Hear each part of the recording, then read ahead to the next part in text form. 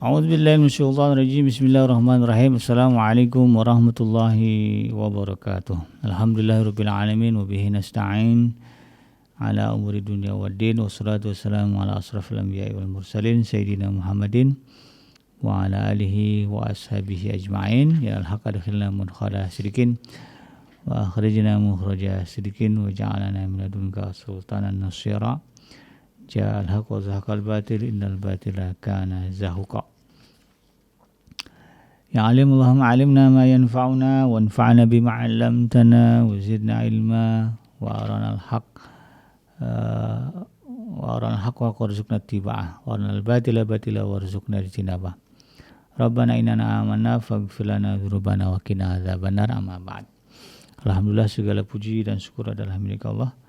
Kembali kita berjumpa di channel iDream TV dalam program Tarbiyatul Aulad, ya, di mana kita insyaallah akan sama-sama belajar tentang bagaimana mewujudkan generasi, ya, yang baik, ya, anak-anak yang soleh yang lahir dari rumah-rumah kita, lahir dari rahim, ya, istri-istri kita. Tidak lupa kita baca salawat dan salam. Allahumma sholli ala Sayyidina Muhammad wa ala ali Sayyidina Muhammad. Assalamualaikum ayuhan Nabi warahmatullahi wabarakatuh. Ya, semoga Allah menerima, ya, salawat dan salam yang kita baca dan dilimpah curahkan kepada para nabi dan para rasul, wabil khusus, ya, Rasulullah Muhammad sallallahu alaihi wasallam. Ya, dan semoga kita termasuk ke dalam kelompok orang yang akan berbahagia ketika berjumpa dengan Allah nanti di yaumul mahsyar, dijauhkan dari siksa api neraka, dimasukkan ke dalam surganya Allah Subhanahu wa taala, dan dipertemukan dengan Rasulullah Muhammad sallallahu alaihi wasallam. Insyaallah, amin ya rabbal alamin. Baik, sahabat iDream yang dirahmati Allah di manapun Anda berada, di dalam kesempatan kali ini di dalam program Tarbiyatul Aulad, ya, di mana kita akan kembali menelaah satu buku yang ditulis oleh Syekh Dr. Abdullah Nasirwan tentang pendidikan anak di dalam Islam, ya, atau judulnya Tarbiyatul Aulad fil Islam. Di episode-episode sebelumnya kita sudah bahas bagaimana mewujudkan anak-anak yang memiliki etika sosial yang bagus, ya, yang baik, sehingga dia tidak menjadi public enemy atau musuh masyarakat, dan sebaliknya dia menjadi orang yang sangat dimuliakan, ya, di tengah-tengah masyarakatnya. Sudah kita urai, dan untuk mendukung itu semua, ya, ada hal-hal yang juga harus kita lakukan, ya. Kalau di episode sebelumnya kita sudah bahas tentang bagaimana prinsip 5 prinsip amar ma'ruf nahi munkar, ya, dalam rangka menjaga opini, ya, opini kebenaran tetap bertahan di lingkungan kita, gitu kan. Ini juga kita ajarkan kepada anak kita, karena kalau lingkungannya bobrok, ya, tidak dikawal gitu, maka, ya, anak-anak kita yang tinggal di situ juga akan kemungkinan, ya, kena imbasnya juga itu, ya. Karena itu kemudian mempertahankan opini publik, ya, mempertahankan prinsip-prinsip amar ma'ruf nahi munkar di tengah masyarakat kita penting. Nah, ini ada di sebelumnya kita bahas itu. Nah, di episode kali ini, ya, saya Dr. Abdullah Nasirwan juga mengingatkan kita tentang upaya itu tadi, ya, menjaga opini di tengah masyarakat kita. Yaitu dengan apa? Ya, dengan mengajarkan kepada anak-anak kita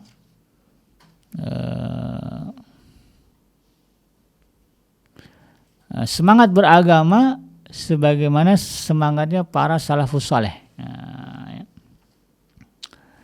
Jadi supaya anak-anak kita ini semangat itu tadi, ya, menjalankan prinsip amar ma'ruf nahi munkar, mempertahankan kebaikan-kebaikan, nilai-nilai agama, nilai-nilai syariat di dalam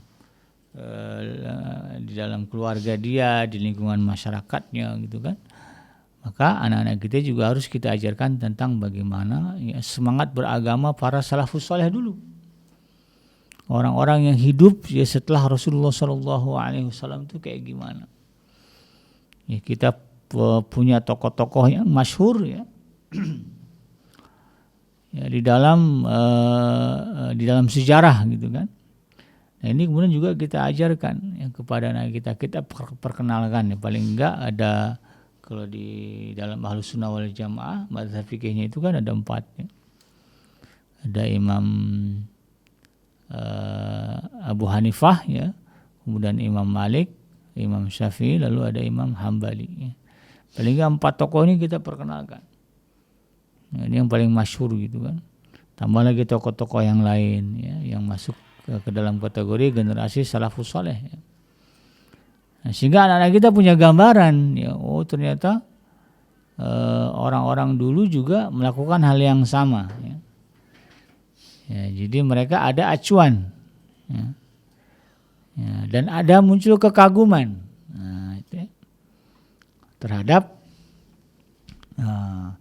para ulama ya, pada para tokoh-tokoh salaf ya, salafus saleh di zaman dulu. Nah, kata saya Dr. Abdullah Nasirwan ya, di antara faktor yang bisa menumbuhkan watak keberanian dalam diri anak yang selalu berusaha untuk menjaga opini publik ya, dan mengambil sikap tegas dalam beramar ma'ruf nahi munkar adalah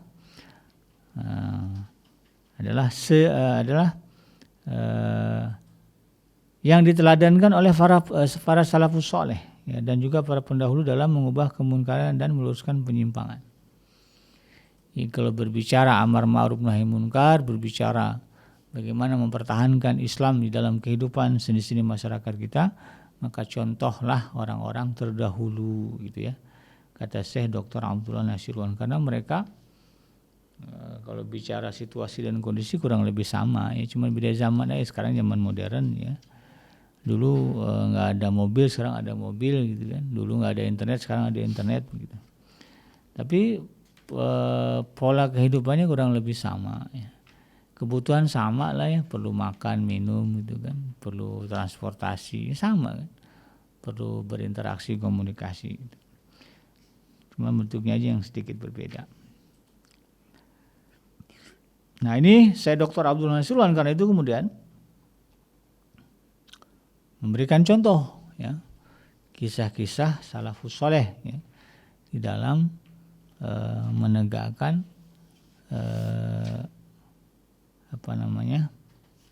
Islam ya, atau prinsip-prinsip syariat di dalam kehidupan mereka, baik secara personal maupun secara berjamaah atau bermasyarakat.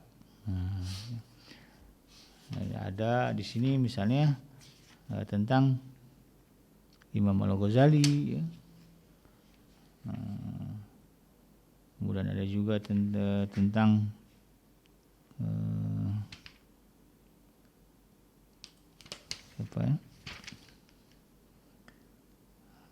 Abu Ghayath ya. Jadi kalau ini tentang Abu Ghayath ini disebutkan di sini ya. Diriwayatkan bahwa Abu Ghayath Az-Zahid adalah seorang yang tinggal di kuburan di desa Bukhara ya, tempat kelahiran Imam Bukhari ya. Kemudian ia pergi memasuki kota ya, untuk menjenguk saudara laki-lakinya, dan adalah budak Amir Nasr bin Ahmad bersama para penyanyi dan para penghiburnya keluar dari rumahnya karena hari itu adalah hari jamuan penguasa itu. Nah, ketika Az-Zaid melihat mereka semua, dia berkata, wahai jiwa, telah terjadi satu perkara. Jika kamu mendiamkan berarti kamu berserikat dengannya. Kemudian ia mengangkat kepalanya ke langit dan meminta pertolongan kepada Allah, dan mengambil tongkat lalu menghantamkan kepada mereka sekali hantaman, sehingga mereka berlarian tunggang langgang menuju ke kediaman sultan. Lalu mereka menceritakan hal itu kepada sultan. Abu Ghayath pun kemudian dipanggil oleh sultan. Kemudian dikatakan kepadanya, tidaklah engkau tahu bahwa orang yang keluar dari ketaatan penguasa maka ia akan makan pagi di dalam penjara. Nah, kamu nggak takut dijeblosin penjara gitu ya? Abu Ghayath kemudian menjawab, apakah engkau tidak tahu bahwa siapa saja yang keluar dari ketaatan kepada Allah maka ia akan makan malam di neraka. Amir berkata, siapa yang memberikan kewenangan kepada kamu untuk menjadi penegak amar ma'ruf nahi munkar? Abu Ghayath menjawab, yang mempercayakan pemerintahan kepadamu. Amir berkata, khalifah telah memberikan kewenangan itu kepadaku. Abu Ghayath menjawab, yang memberikan kewenangan penegak amar ma'ruf nahi munkar kepadaku adalah Rabbnya khalifah. Lalu kemudian sang amir berkata, aku telah memberikan kewenangan penegak amar ma'ruf nahi munkar kepadamu disamarkan. Abu Ghayath menjawab, aku telah melepaskannya. Amir berkata, Anda ini aneh, mengerjakan pekerjaan yang tidak diperintahkan kepada Anda dan melarang pekerjaan yang telah diperintahkan kepada Anda. Abu Ghayath menjawab, karena jika engkau memberikan kewenangan kepadaku, maka engkau akan mengucilkan aku, dan jika yang memberikan kewenangan itu adalah Rabbku, niscaya tidak akan ada seorang pun yang mengucilkan diriku. Amir berkata, sebutkanlah apa yang keinginanmu. Ia menjawab, keinginanku adalah engkau mengembalikan masa mudaku. Amir berkata, itu tidak ada padaku, sebutkan apa keinginanmu yang lain. Abu Ghayath berkata, engkau tulis dan sampaikan pesan kepada malaikat Malik penjaga neraka agar jangan mengazabku. Sang Amir menjawab, itu tidak ada padaku, sebutkan apa keinginanmu yang lain. Abu Ghayath berkata, engkau tulis dan sampaikan kepada malaikat Ridwan penjaga surga agar memasukkanku ke dalamnya. Lagi-lagi sang Amir mengatakan, itu tidak ada padaku.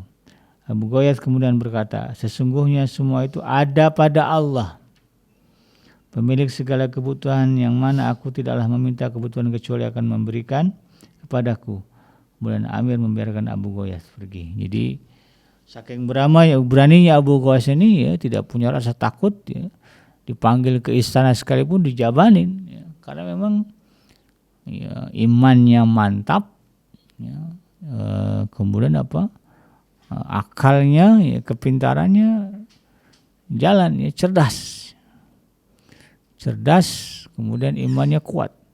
Ya, maka ketika berhadapan dengan penguasa juga nggak berkutik. Nah, itu contoh Abu Ghayath. Ya. Jadi sekalipun dipanggil oleh penguasa ya, dengan niat dikriminalisasi, dia nggak takut. Nah, ini bagus ya kalau anak kita kemudian punya prinsip seperti itu. Pokoknya kalau berbicara kebenaran, bicara yang hak, walaupun harus berhadapan dengan penguasa, dengan kecerdasan yang dimilikinya, dia bisa berhadapan. Dia bisa memberikan solusi, gitu kan, sebagaimana yang terjadi pada Abu Ghayath ini, sahabat Aidrim. Nah, kenapa sampai seperti itu? Ya, bahwa kenapa kemudian saya Dr. Abdullah Nasirwan begitu menekankan ya pentingnya anak-anak kita itu meniru ya, atau mengajarkan bagaimana semangat beragama para salafus soleh ya, karena memang pada dasarnya ya, mereka ya orang-orang terdahulu yang jaraknya tidak terlalu jauh dengan Rasulullah SAW ya, generasi mereka ya, mereka adalah generasi-generasi yang memiliki kekuatan iman yang luar biasa. Ya, kalau kita dengar-dengar baca-baca cerita ya, sirah-sirah nabawiyah, sirah sahabat itu luar biasa ya, bagaimana mereka kemudian ya, begitu dekat dengan Allah Subhanahu wa taala, mengutamakan Allah, mengutamakan Islam, sehingga ini kemudian harus menjadi cerita yang disukai oleh anak-anak kita. Jadi jangan ceritanya Upin Ipin aja ya, boy. Kalau komik apa ya, yang manga itu ya, jadi jangan hanya sebatas itu anak-anak yang diketahui anak-anak kita ya. Tapi ajarkan kepada mereka, nah dulu kita itu punya ulama besar namanya Imam Al-Ghazali, Imam Abu Hanifah ya. Abu Hanifah itu orang kaya ya, sahabat itu ya, berkecukupan karena memang beliau adalah lahir dari keluarga pebisnis gitu. Tapi alim, luar biasa. Nah, Imam Syafi'i apalagi ya, masih muda udah hafal Quran ya, umur 9 tahun ya. Umur 8 tahun katanya hafal-hafalan, umur 9 tahun hafal kitabnya Imam Malik. Ya, Al-Muwatta itu. Luar biasa ya. Nah, ini anak-anak kita harus paham, harus tahu, sehingga kemudian mereka ya mudah-mudahan mengidolakan ya para tokoh-tokoh itu untuk kemudian bisa berusaha dan berjuang bagaimana kemudian prinsip syariat, prinsip agama tetap hidup ya di tengah masyarakat mereka, karena memang Allah juga sudah Rasulullah SAW juga sudah menegaskan ya. La ta'murunna bil ma'rufi wa la tanhauna 'anil munkari au la yusallitanallahu 'alaikum syirarakum thumma yad'u khiyarukum fala yustajabu lahum ya. Kalian hendaknya benar-benar menegakkan amar ma'ruf dan nahi munkar, atau Allah akan menguasakan kepada kalian orang yang jahat sehingga orang-orang yang terbaik di antara kalian berdoa namun tidak dikabulkan. Jadi selagi kita berkuasa, gunakanlah kekuasaan itu untuk taat kepada Allah. Ya, menegakkan amar ma'ruf nahi munkar. Ya, kalaupun kita berhadapan dengan penguasa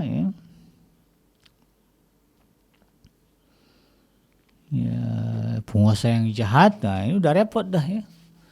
Nah, kalau kita sekarang berada di masa ya kita diberikan Allah ya penguasa yang baik ya, maka maksimalkan ya peluang itu ya untuk kemudian menegakkan ajaran agama semaksimal mungkin. Mumpung belum dilarang-larang. Kalau dilarang susah ya. Ya mumpung ke masjid belum dilarang, jangan sampai masjid-masjid kita kosong. Ya, pergilah ke masjid gitu. Nanti kalau ada masanya kita nggak boleh ke masjid susah. Mumpung azan masih boleh berkumandang, maksimalkan itu ya. Azan 5 waktu di masjid atau di musola kita. Karena nanti ada masanya, bisa jadi ya kemudian azan dilarang, nggak boleh terdengar keluar. Nah ini yang kemudian kita, seperti di Singapura begitu ya. Azan nggak boleh kedengaran keluar. Jadi speakernya hanya speaker dalam. Ya, karena orang di kantor, orang yang lewat juga nggak tahu ini udah jam. Kalau nggak megang jam, itu karena nggak ngeh ini udah masuk waktu sholat atau belum. Nah di Indonesia alhamdulillah ya kita masih diizinkan, diperbolehkan menggunakan loudspeaker ya untuk menggunakan azan keluar, sehingga kita walaupun nggak megang jam tahu lah ya kalau udah zuhur ya. Kalau di tempat saya kadang-kadang subuh ya, sebelum subuh tuh jam 4 udah rame. Yang baca salawat, yang baca tarhim ya,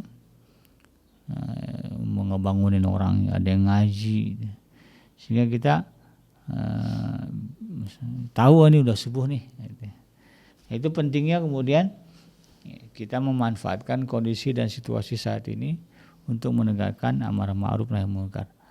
Nah, orang dulu ya karena berhadapan dengan penguasa yang jahat, itu ada yang sampai kemudian dipersekusi ya, dikriminalisasi. Nah sebelum itu terjadi, nih anak-anak kita harus paham ya.